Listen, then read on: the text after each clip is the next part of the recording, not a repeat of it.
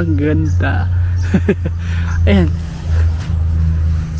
Sobrang ganda po ng apple na to. So ayan, makikita nyo po yung ano, dito meron po siyang mga red, and then dito it's a mix of parang pinkish na red. Ewan ko kung anong kulay na to.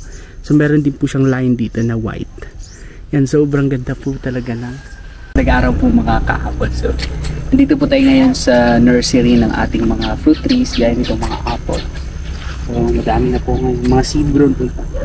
And ang ipapakita ko po sa inyo ngayon is itong isa sa mga varieties na nakatanim po dito sa orchard. Nung nakuha ko po itong variety na to at na-graph ko po dito sa orchard sa mga existing na mga apples ko po, ang nakatag po nito is Shinano Red. Pero nung nakita ko po yung bunga is parang may kakaiba po siya, kasi ang usual na Shinano Red is yung labas niya is red, tapos sa loob niya is medyo may pagka-white yung kanyang flesh. Pero ito, may nakain po kasi ng konti yung uod nito.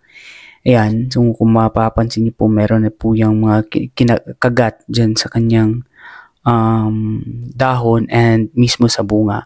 So nakita ko po yung loob niya is medyo may pagka-red or may pagka-pink yung kulay ng apple na to. So ayan, pinik ko po yan para makita po natin yung mismong loob po ng apple na to.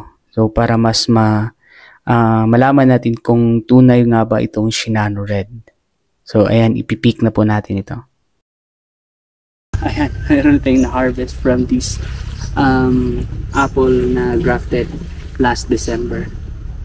And then ayan, nakita ko kasi kanina may kinagat na po yung uod dito. So ayan, red flesh po siya, and then ikakat po natin ito ngayon.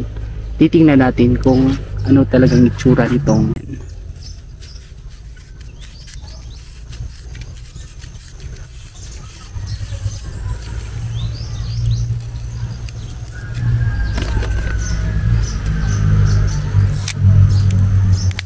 oh, ayan, ang ganda.